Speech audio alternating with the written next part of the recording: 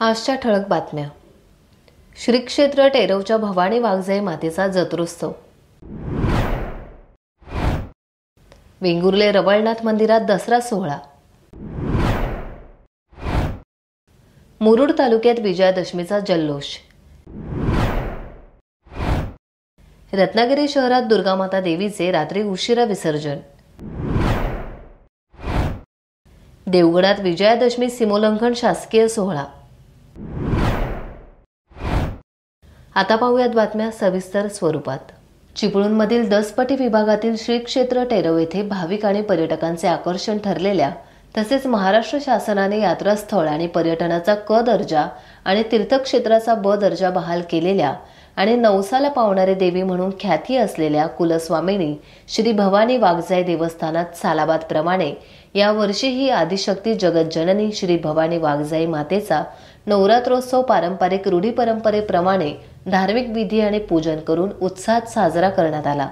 ब्राह्मणांनी विधिवत पूजन आणि मंत्र म्हणून घटस्थापना केली. मंत्रोच्चार करून 2 दीप प्रज्वलित केले. देवस्थानाच्या पुजाऱ्यांनी मानकऱ्यांच्या हस्ते घटाची विधिवत पूजा करून घेतली. नवरात्रीत दर्शनासाठी भाविकांची अलोट गर्दी लोटली होती.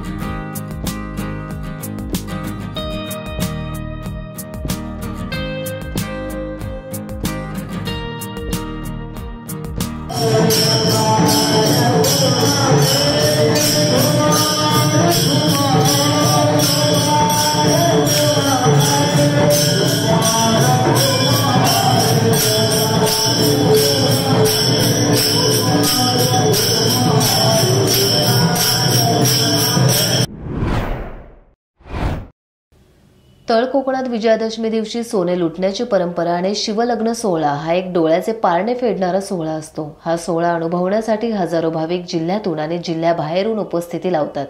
या दिवशी वेंगुर्लेचे ग्रामदैवत श्री देवी सातेरी मंदिरातून तरंग देवता या रवळनाथ मंदिर येथे शिवलग्न सोहळ्यासाठी येतात.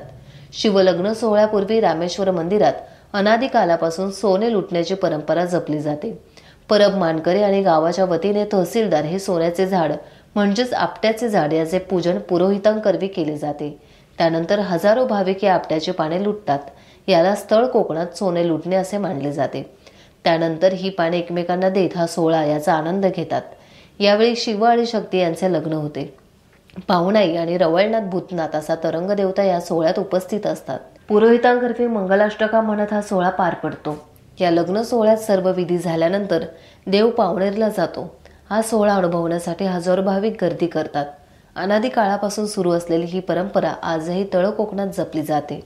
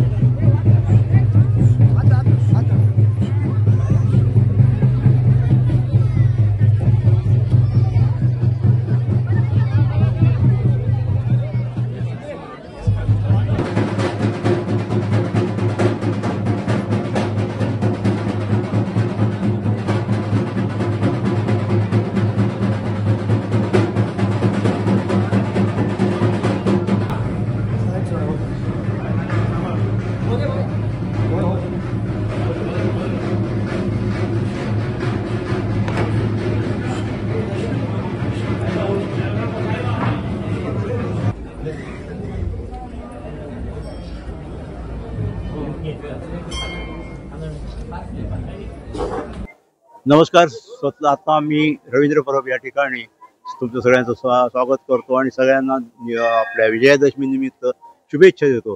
आज विजयादशमी या ठिकाणी रामेश्वरम मंदिरमध्ये पारंपरिक पद्धतीने जे काय उत्सव चालू होतात त्याप्रमाणे हा एक सोहळा आहे. इथे सोनं लुटणं हा कार्यक्रम या ठिकाणी दररोज संध्याकाळी दर दसरे दिवशी 5 वाजता या ठिकाणी हा कार्यक्रम होतो.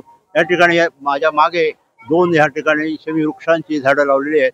त्या दोन्ही वृक्षांपैकी एका ठिकाणी आमच्या परब मानकऱ्यांपैकी एक नंबर मानकरी या ठिकाणी पूजेत बसतात आणि दुसऱ्या ठिकाणी शासकीय अधिकारी म्हणजे तहसीलदार या ठिकाणी पूजेत बसतात. या ठिकाणी आता पूजा झाली आहे. सगळं सोनं लुटण्याचा कार्यक्रम झालेला आहे. आता यानंतर रवळनाथ मंदिर येथे शिवलग्न म्हणजे तरंग देवतांचे लग्न या ठिकाणी होणार आहेत. त्या तरंग देवतांच्या लग्नासाठी आपण सर्वांनी रवळनाथ मंदिर मध्ये यावं. कसा हा सोहळा असतो शिवलग्न सोहळा म्हणजे पारंपरिकपणे रवळनाथ मंदिर मधून आज तरंग देवता नवीन साड्या नेसून या ठिकाणी लग्नासाठी उभ्या करतात. त्या ठिकाणी पाहुणाई विरुद्ध एका उलट्या दुसऱ्या या बाजूला रवळनाथ आणि भूतनाथ अशी 2 तरंग असतात. या दोघांचे लग्न होतं. अशी एक पद्धत आहे, पारंपरिक पद्धत आहे. बऱ्याच ठिकाणी म्हणजे आता कोकणातील सगळ्या ठिकाणी अशी पद्धत आपल्याला पाहायला मिळतं. शिवलग्न म्हणतात किंवा तरंग देवाची लग्न असा हा सोहळा असतो आणि तो सोहळा या ठिकाणी रवळनाथ मंदिर मध्ये होणार आहे. शिवशक्तीचं मिलन असं म्हटलं जातं. शिव आणि शक्ती, शिवशक्तीचं मिलन असं म्हटलं जातं. तरंग देवता मध्ये 2 तरंग आहेत. ती रवळनाथ आणि भूतनाथ ही दोन्ही रुद्र अवतार आहेत आणि पाहुणा ही शक्ती आहे, देवी आहे. अशी त्यांची लग्नाचा एक सोहळा केला. शिव आणि शक्तीचं मिलन होतं. शिव आणि शक्तीची ताकद या ठिकाणी राहते. संपूर्ण गावावरती त्यांची सगळ्यांची कृपा असते आणि त्यांची आशीर्वाद घेणे संपूर्ण गाव त्या ठिकाणी लुटला जातो. आता या ठिकाणी सोनं लुटण्यासाठी गाव लुटलेलं होतं. सोनं लुटून हा कार्यक्रम आनंदात सगळे लोक घरी गेलेले आहेत. आम्ही परत एकदा सगळ्यांना शुभेच्छा देतो. धन्यवाद. मुरुड तालुक्यात मोठ्या उत्साहात नवरात्रोत्सव साजरा झाला. तालुक्यात 71 ठिकाणी नवरात्रोत्सवाचे आयोजन करण्यात आले. गरबा, रास, दांडिया, भोंडला, लळित, उपवास, व्रत, वैकल्ये, कीर्तन, पूजन, महाआरत्या आणि दुर्गापूजन अशा विविध कार्यक्रमांची भरगच्च पर्वणी होती. विजयादशमीला सायंकाळनंतर वाजत गाजत फटाक्यांच्या आतिषबाजीत देवीला निरोप देऊन नवरात्रोत्सवाची सांगता करण्यात आली.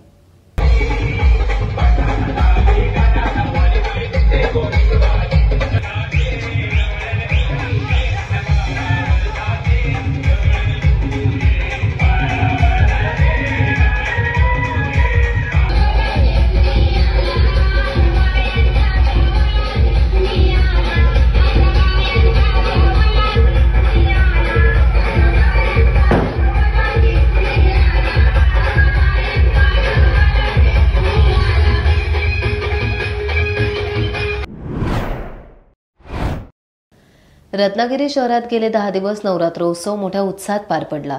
नवरात्री मोठ्या आनंदाच्या आणि जल्लोषाच्या होत्या. शहरात ठिकठिकाणी दुर्गा मातेची प्रतिष्ठापना झाली. सर्वत्र कार्यक्रम होते. विशेषतः गरबा नृत्य कार्यक्रम आयोजित करण्यात आले होते. रत्नागिरी युवा सेनेतर्फे गरबा नाईट हा कार्यक्रम खूपच मोठा झाला. मारुती मंदिर येथील मारुतीरायाच्या परिसरात असलेल्या दुर्गा मातेचे दर्शन घेण्यासाठी शहरातून मोठ्या संख्येने भाविकांची उपस्थिती होती. तसेच रत्नागिरी शहरातील प्रसिद्ध आणि पुरातन श्रीराम मंदिर येथेही राजेशाही थाटात नवरात्र उत्सव, दसरा उत्सव पार पडला. सायंकाळी विसर्जन मिरवणुका निघाल्या आणि रात्री उशिरा दुर्गामाता देवीला मांडवी किनारी भावपूर्ण निरोप देण्यात आला.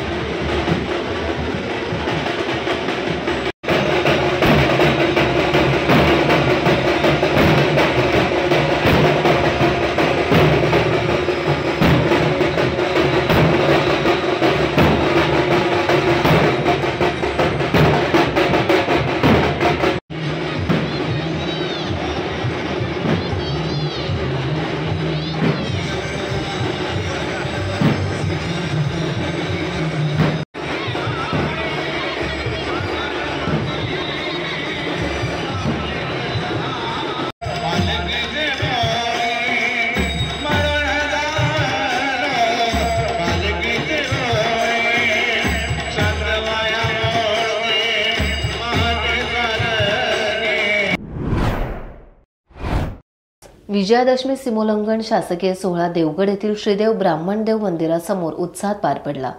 देवगडचे तहसीलदार तथा कार्यकारी दंडाधिकारी रमेश पवार, दिवाणी न्यायालयाचे कार्यालय अधीक्षक सुशांत परब यांच्या हस्ते विधिवत पूजन विलास गोगटे यांच्या उपस्थितीत पार पडले। यावेळी आपट्याच्या झाडाची विधिवत पूजा करण्यात आली। त्यानंतर आरती झाल्यावर तहसीलदार आणि अधीक्षक यांच्या हस्ते सोने लुटण्यास सुरुवात करून उपस्थित नागरिकांनी विजयादशमीच्या सोने लुटण्याचा कार्यक्रम उत्साहात पार पडला।